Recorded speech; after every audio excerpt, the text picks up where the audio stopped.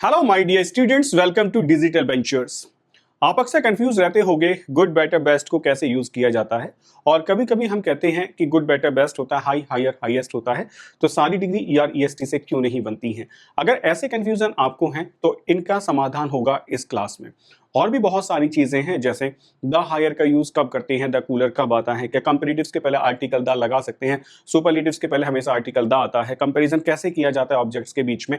If you have problem with all those words, तो इस class में इसका समाधान आपके लिए मैं लेके आया हूं। तो चलिए शुरू करते हैं। आज का टॉपिक आपका होगा एडजेक्टिव, और हम कॉन्सेप्ट पढ़ने वाले हैं डिग्री ऑफ कंपैरिजन।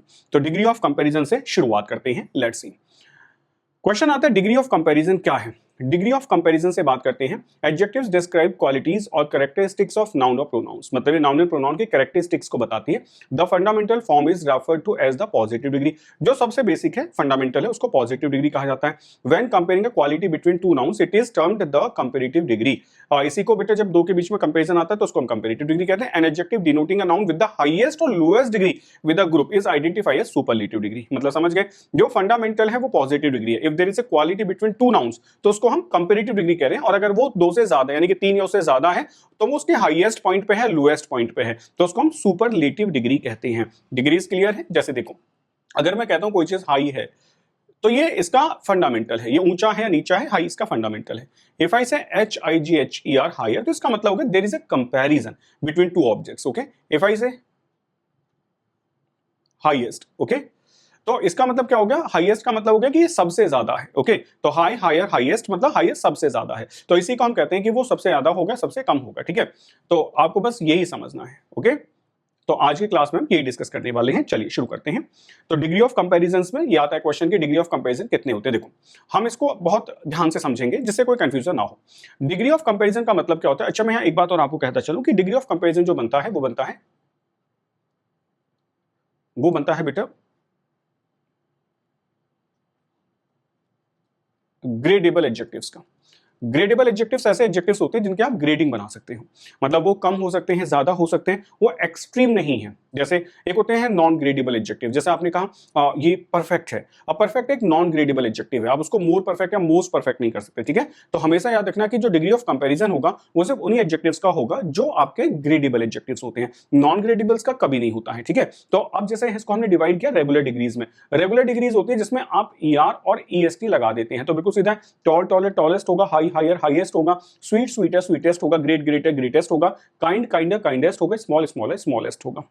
नेक्स्ट आता है, नेक्स्ट हम क्या समझते हैं बेटा, इसी में आता है आपका कि अगर कोई एडजेक्टिव ई पे खत्म होता हो, तो ER में ई पहले से आ गया तो इसका मतलब R और ST लगेगा। तो आपने कहा ब्रेव ब्रेवर ब्रेवेस्ट होगा, फाइन फाइनर फाइनेस्ट होगा, नोबल नोबलर नोबलेस्ट होगा, वाइज वाइजर वाइजेस्ट होता है। देखो, मेरा क्लास पढ़ाने का एक मोटो रहता है कि जब हम क्लास को करें तो बेसिक से लेकर एडवांस लेवल तक पढ़े, मतलब आपको किसी भी चीज के लिए कोई नई बुक ना सर्च करनी पड़े। कुछ बच्चों को लगता है कि ये वाला कॉन्सेप्ट नहीं था क्लास में तो मुझे नया मिल गया, तो ऐसा नहीं होना चाहिए। आप कोई भी बुक पढ़े, फील करें ये भी पढ़ा दिया था, ये भी पढ़ा दिया था, नया कुछ ना हो। ठीक है, इसलिए मैं नहीं चाहता हूं कि हम किसी भी कॉन्सेप्ट को स्किप करके यहां चलें। डिग्री ऑफ कंपैरिजन में अगर कोई डिग्री वाई पे खत्म होती है, ठीक है, तो उसमें वाई को आई में चेंज कर देते हैं। तो इसलिए आप कहते हो हैप्पी हैप्पियर हैप्पीएस्ट होगा, हैवी हैवियर हैवीएस्ट होगा, मैरी मैरियर मैरिएस्ट होगा, और इजी इजियर इजीएस्ट होगा। तो ये सब रूल्स होते हैं, बस एक बार सुनने लायक, मतलब मुझसे अगर आप पूछे तो एक बार अगर आप ध्यान से देख लें तो सारे रूल्स एक बार में खत्म हो जाते हैं। अब कभी कभी क्या होता है कि कोई एडजेक्टिव सिंगल सिलेबल होता है।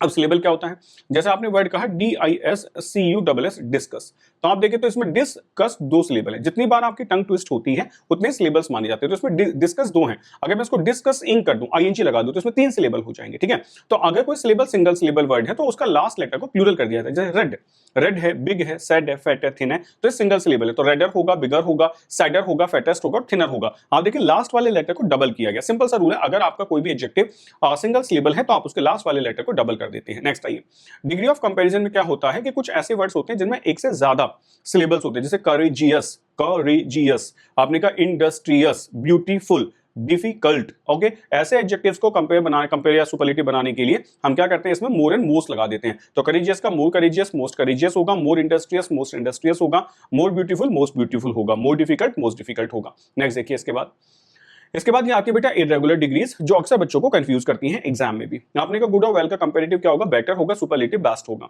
बैड, इल और इविल इन तीनों शब्दों का जो कंपैरिजन होगा वो वर्स होगा, सुपरलेटिव आपका वर्स्ट होगा। लिटिल का लेस और लेसर होगा और सुपरलेटिव लीस्ट होगा। मच और मैनी का मोर एंड मोस्ट होगा। लेट का लेटर एंड लेटर होगा, ये लेटेस्ट होगा। ओल्ड का ओल्डर, एल्डर, ओल्डेस्ट, एल्डेस्ट होगा। फार का फार्दर, फार्देस्ट होगा। फॉर का फॉर्मर, फॉरमोस्ट और फर्स्ट होगा। ठीक है, तो ये सब हम कहां सीखेंगे, ये सब हम समझेंगे इसी क्लास में। ओके, क्या क्या होता है आ जाइए।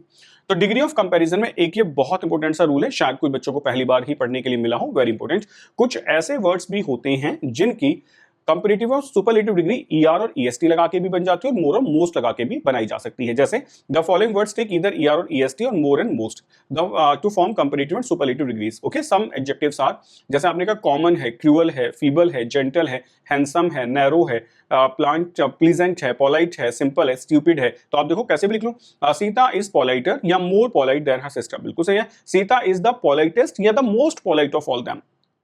ठीक है, नेक्स्ट देखो, रोहन इज मोर हैंडसम या हैंडसमर देन यू, या फिर आपने कहा रोहन इज हैंडसमेस्ट या फिर most handsome of them all. Okay, तो आप जैसे चाहे वैसे लिख सकते हैं, यानी कि इनकी कंपैरेटिव और सुपरलेटिव डिग्री को हम दो तरीके से बना सकते हैं। ओके, चलिए बढ़ते हैं आगे, नेक्स्ट आइए। अब शुरू करते हैं वन बाय वन डिग्रीज को। तो यहां तक किसी को कोई कंफ्यूजन तो नहीं होगा, आई होप सो कि आपको बिल्कुल क्लियर समझ आ गया होगा कि जो डिग्रीज होती हैं वो रेगुलर इरेगुलर दो तरीके की होती हैं। ठीक है, मेन रेगुलर डिग्रीज होती हैं, छोटे छोटे से कॉन्सेप्ट हैं, ईआर ईएसटी लगा के बनाते हैं, बाद में ई आ जाए तो उसमें बस हम क्या करते हैं बेटा, आर और एसटी लगा देते हैं, वाई को आई में चेंज कर देते हैं, तो ये तो बड़ी बात नहीं है। ठीक है, इरेगुलर डिग्रीज अलग होती हैं और कुछ ऐसे वर्ड्स भी होते हैं, बस वो जितने मैंने लिखवाए थे मोर देन सफिशिएंट है कि जिनकी कंपैरेटिव और सुपरलेटिव डिग्री दो तरीके से बन सकती है। ठीक, नेक्स्ट आइए। अब पॉजिटिव डिग्री क्या है, as as and so as, ये बेटा पॉजिटिव डिग्री है। ठीक है, अब पॉजिटिव डिग्री हमेशा एज एज और सो एज से लिखी जाती है। एज एज का यूज हम अक्सर it is used in affirmative sentences होता है और सो एज का मतलब नेगेटिव सेंटेंसेस में किया जाता है। ठीक, ये जो पॉजिटिव डिग्री होती है ये इक्वल की बात करती है, यानी कि दोनों चीजें आपको इक्वल दिखाई देंगी। जैसे the apple is as big as the orange, मतलब इतना ही बड़ा है जितना ऑरेंज, इसका मतलब है कि दोनों का साइज बिल्कुल सेम ही होगा। The box is as heavy as the suitcase, the two are same of the weight. Okay, Jane is as talkative as Mary, मतलब क्या हुआ, both like to talk the same amount.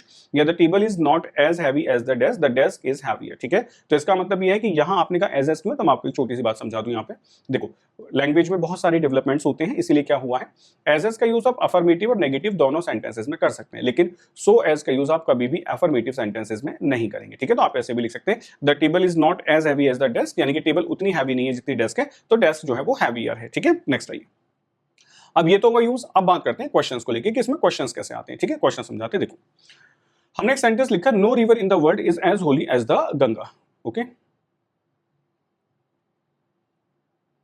No river in the world is as holy as the Ganga, हमने sentence लिखकर इसको गलत कर दिया। ठीक, हम कह रहे हैं no other river in the world is as holy as the Ganga, ये करेक्ट होगा। ऐसा क्यों होता है, इसको हमें समझना है। देखो, जो कंपैरिजन होता है ना, वो कैसे करते हैं या चीजों को इक्वल कैसे करते हैं, ये समझना बड़ा जरूरी बन जाता है। वो समझेंगे कैसे। देखो, जब हम नो के पास कभी भी प्लस करके सिंगुलर काउंटेबल नाउन लगाते हैं, तो इसका मतलब यदि आप देखें तो इसका मतलब होता है ऑल, यानी कि सारे के सारे। ठीक है, अगर मैं कहता हूं no boy in the class is good, सही है, no boy in the class is good, इसका मतलब क्या है, क्लास का कोई भी लड़का अच्छा नहीं है, no boy in the class is good. और अब आप इसको और भी बड़ा कर सकते हैं कि no car will be on road tomorrow, no car will be on road tomorrow. ठीक है, कोई कार नहीं आएगी। क्लियर हो रहा है, इससे हमें यह समझ आ गया कि no plus boy equals to क्या होगा, सिंगुलर काउंटेबल नाउन, यानी कि सब कुछ ऑल, एंड नो कार का मतलब सारी की सारी कार्स। ठीक है, अब देखो, हमने कहा no river in the world is as holy as the Ganga, इसका मतलब क्या हुआ, और जैसे ही मैंने कहा no river in the world, इसका मतलब क्या हुआ, यहां आती है बेटा दुनिया की सारी नदियां, जैसे यहाँ गंगा भी है, यमुना भी है, कावेरी भी है, थेम्स भी है, एंड सो ऑन, सारी हो सकती है। ठीक है, हमने कहा उतनी पवित्र नहीं है जितनी गंगा, तो ये हमने कंपैरिजन कर दिया गंगा से। ठीक, ये समझने की बात है। अब गंगा थेम्स से पवित्र है, बिल्कुल बात, स्टेटमेंट सही है, कावेरी से स्टेटमेंट सही है, यमुना से स्टेटमेंट सही है। क्या गंगा गंगा से पवित्र हो सकती है, आप कहेंगे ये कंफ्यूजन है सर। भाई, नो रिवर में आपने सारी नदियों को पहले एक साथ रखा, उसके बाद उसका कंपैरिजन गंगा से कर दिया, क्योंकि गंगा भी एक नदी है, so there is a difficulty for the comparison. Comparison कैसे करोगे, okay, so at this time we need to remove Ganga from here, इसको हटाना होगा। अब इसको हटाने के दो तरीके, भाई यहाँ तो हमने कट लगा दिया, लेकिन यहाँ कैसे हटाएंगे, no other river in the world is as holy as the Ganga. ठीक, तो हमें क्या समझ आया, अगर दोनों तरफ लिखे गए वर्ड सेम है, ऑब्जेक्ट सेम है, तो उनमें कंपैरिजन करने के लिए वहां अदर का यूज किया जाता है, जिससे वो बाकियों से अलग हो जाए।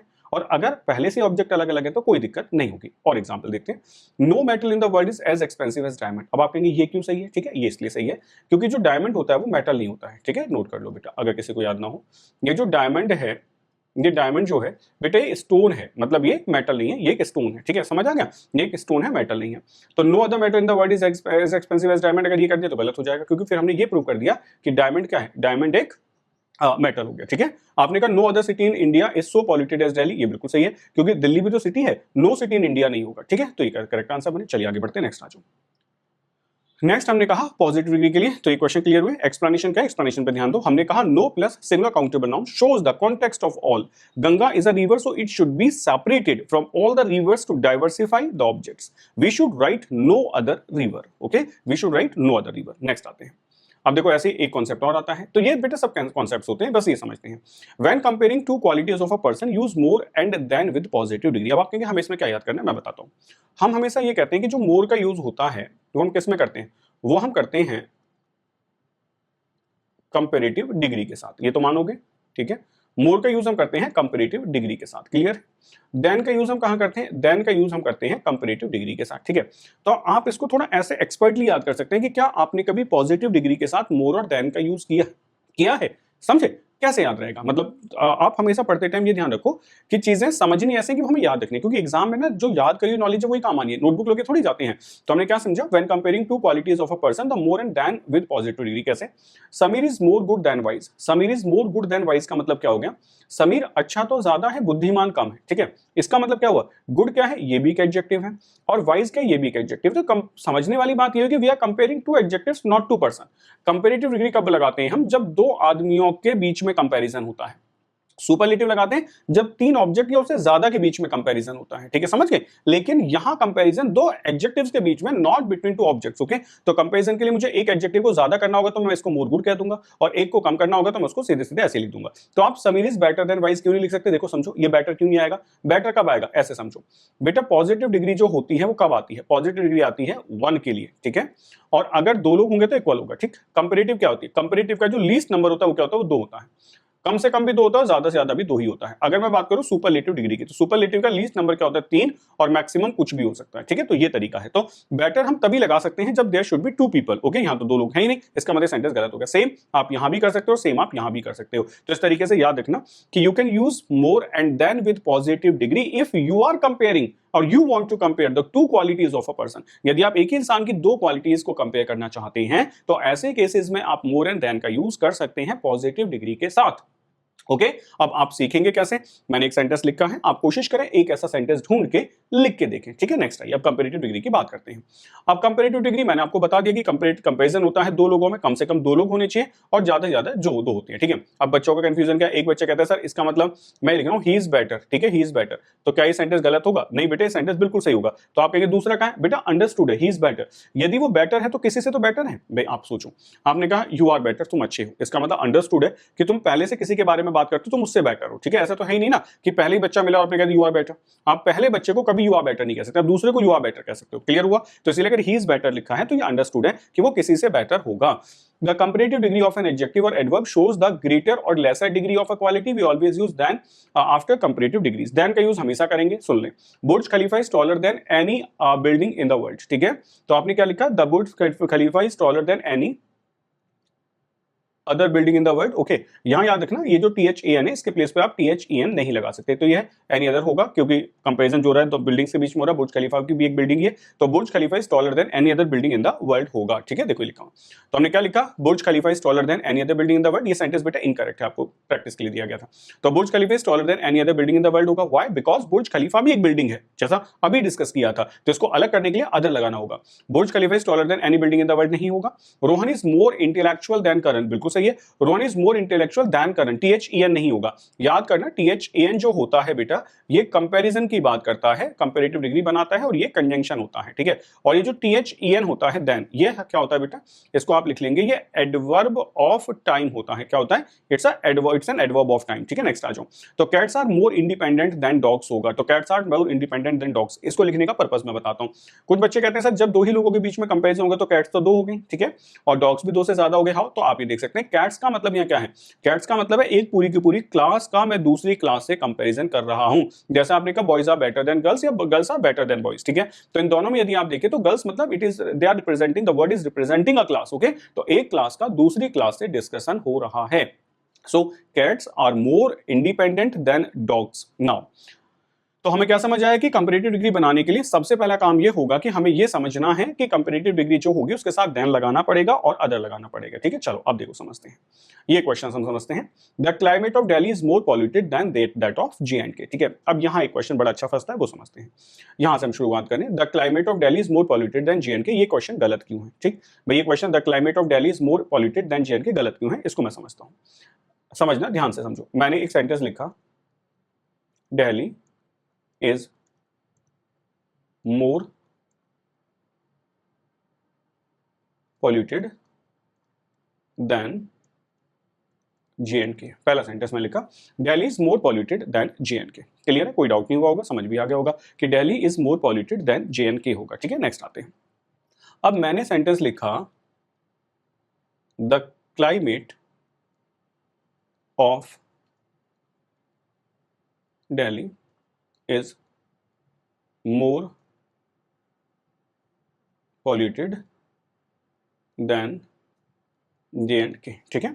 The climate of Delhi is more polluted then J&K, ठीक। अब आप मुझे एक बात बताइए, हमने कहा Delhi is more polluted then J&K, तो कंपैरिजन किसका हुआ? दिल्ली का। दिल्ली क्या, ये तो एक सिटी है, और किससे कंपैरिजन हो गया? J&K से, मान लेते हैं ये भी एक सिटी है, ठीक है, स्टेट, जो भी आप समझे। लेकिन जब आप सेकंड सेंटेंस की बात कर रहे होगे तो जरा ध्यान से देखो, आप सेकंड सेंटेंस में क्या कह रहे होगे? द क्लाइमेट ऑफ दिल्ली, आप क्या लिख रहे हो? The climate of Delhi. अब मुझे बताओ कंपैरिजन किसका हो रहा है? क्लाइमेट का हो रहा है दिल्ली के साथ में।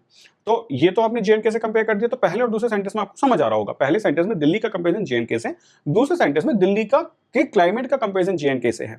तो दिल्ली का क्लाइमेट जो होगा वो J&K के क्लाइमेट से ही तो पॉल्यूटेड होगा, J&K से कैसे हो सकता है? तो ऐसे केस में हम क्या करते हैं, सेंटेंस को गलत मानते हैं, उसको ऐसे लिखते हैं the climate of Delhi is more polluted then, पूरा लिख के दिखाता हूं तब समझ आएगा, देन द क्लाइमेट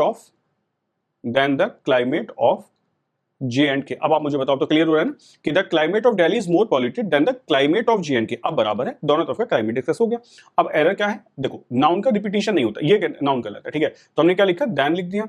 अब क्लाइमेट सिंगुलर है तो इसके लिए दूर वाले के लिए कहते हैं दैट, अब दैट ऑफ J&K कर देते हैं, दैट ऑफ J&K कर देते हैं, ये बात बिल्कुल सही है, ठीक है। अब अगर आप चाहो तो आप एक और काम कर सकते हो, देन आप ये लिख सकते हो J&K एपोस्ट्रोफी एस, ठीक है, ये भी सही है। अब अगर दोनों आ जाएं तो कौन सा करेक्ट करें? देखो ऐसा नहीं आता है, मजाक करने वाली बात नहीं है, दोनों आ सकते हैं।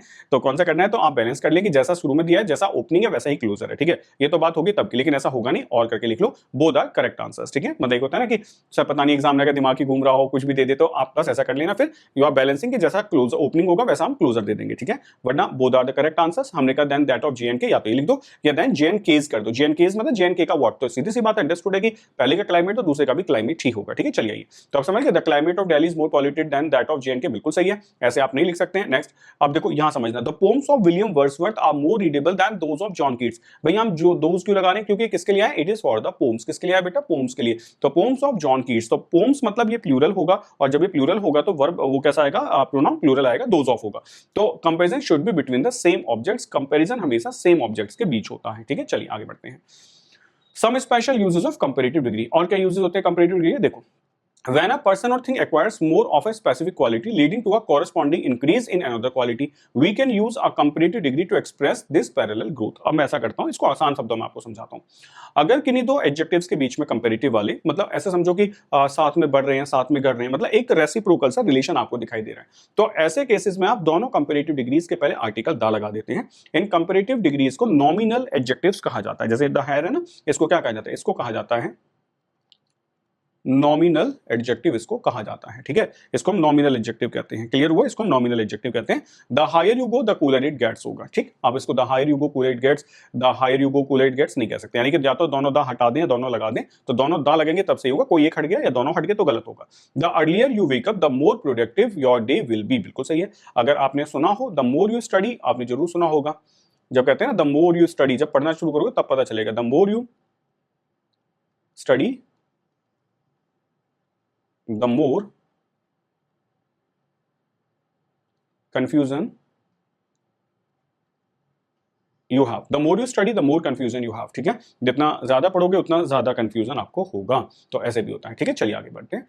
नेक्स्ट देखिए बेटा, नेक्स्ट क्या है, after certain adjectives senior junior superior, ये सब क्या है, ये एक्जैक्टली कंपैरेटिव डिग्री के बेटा एडजेक्टिव्स होते हैं, ठीक है, ये हमेशा कंपैरेटिव डिग्री के होते हैं, इनका कोई पॉजिटिव नहीं बनता है ना सुपरलेटिव बनता है, और इनके पहले कोई मोर नहीं आता है, ठीक है। और एक अच्छी बात यह है कि इनके साथ हमेशा टू आता है, कभी देन नहीं लगाया जाता। तो आपने कहा my friend is senior to you होगा, my friend is senior than you नहीं होगा, coffee is preferable to tea in India होगा, कॉफी इज प्रेफरेबल देन या मोर प्रेफरेबल नहीं होगा। तो ये सारे कंपैरेटिव डिग्री के एडजेक्टिव्स होते हैं, याद कर ले, इनके पहले कभी भी मोर नहीं लगेगा, कभी भी क्या नहीं लगेगा, मोर नहीं लगेगा, ठीक है, और इनके बाद कभी भी देन नहीं लगेगा। तो दो क्वेश्चन बनते हैं, ये मैंने लिख दिया, THEN कभी नहीं होगा, ये THEN ही कर देते हैं, और ये मोर कभी नहीं होगा, ठीक है। इसमें जो सबसे इंपॉर्टेंट है वो प्रेफरेबल, अक्सर पूछा जाता है कि coffee is more preferable than tea in India, सुन के लगता है कि बिल्कुल सही होगा, लेकिन coffee is preferable to tea in India will be the correct answer. चलिए बढ़ते हैं नेक्स्ट रूल की तरफ। अब आता है आपका सुपरलेटिव डिग्री। सुपरलेटिव डिग्री बहुत आसान है, एक ही बार में याद हो जाएगा, समझिए। सुपरलेटिव डिग्री का मतलब होता है जो सबसे ऊपर है, ठीक है, जो एक्सट्रीम है।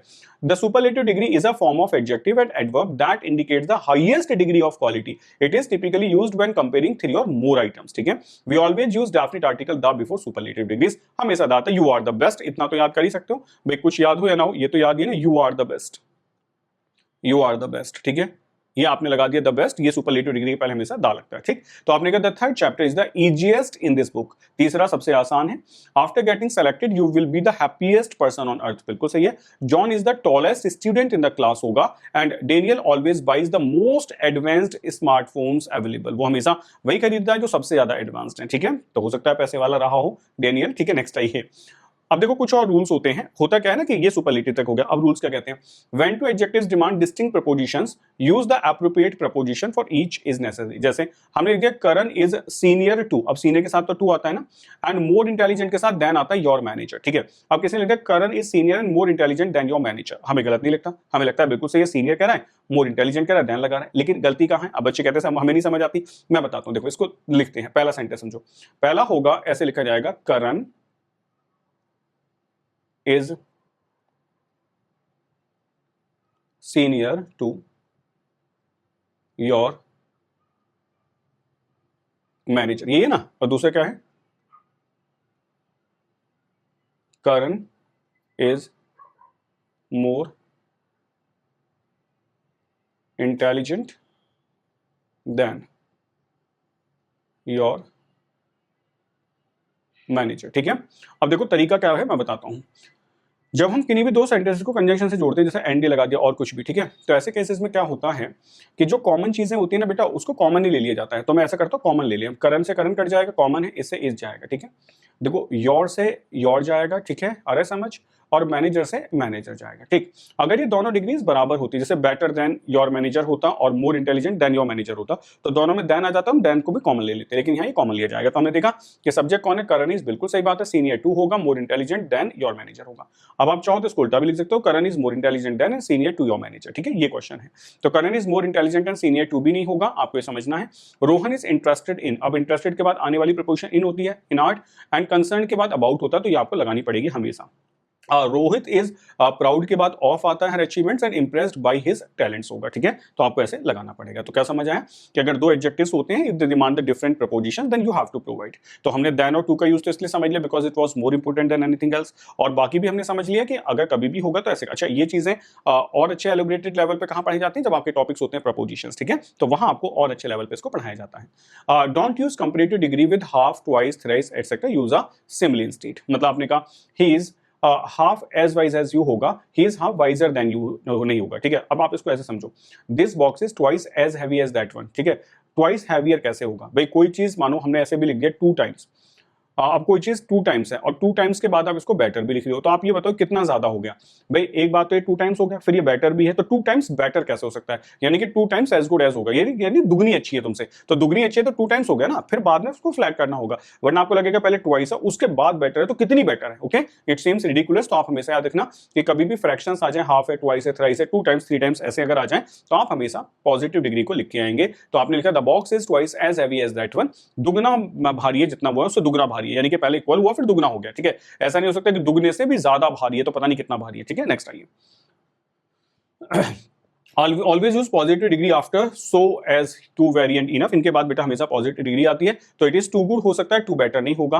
यू आर टॉल इनफ होगा, इनफ टॉलर या टॉलर इनफ नहीं होगा, मतलब अगर कोई ऐसे भी लिख दे टॉलर इनफ तो ये कभी भी नहीं होगा, ये आप याद रखेंगे। ठीक है, टॉलर इनफ कभी भी नहीं होगा। Next, don't use double comparative adjectives और सुपरलेटिव एडजेक्टिव्स, कभी भी दो कंपैरेटिव्स का यूज नहीं होता है। जैसे आपने क्या लिखा, Mahesh is visor then Suresh होगा, आप कभी भी मोर वाइजर नहीं कह सकते, डबल कंपैरेटिव्स नहीं बनाएंगे।